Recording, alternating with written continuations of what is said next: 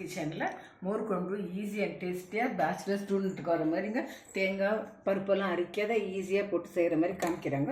இது தயிருங்க, வெங்காயம், பச்சை மிளகாய், காஞ்ச மிளகாய், கருவேப்பிலை, கொத்தமல்லி, பூண்டுங்க, அப்புறம் மஞ்சள் தூள், உப்பு, கடுகு, வெந்தயம், மிளகு, சீரகம் இவ்வளோ தாளிக்கிறதுக்கு எண்ணெய்ங்க. வெந்தயம் போட்டுக்கலாங்க, கடுகுங்க, மிளகு, சீரகங்க,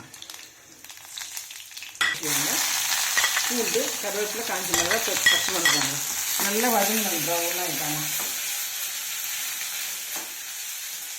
வெங்காயம்லாம் நல்லா ப்ரௌனாக வறுக்கணுங்க. வறுத்துட்டு தயிர் ஊற்றிக்கலாம்.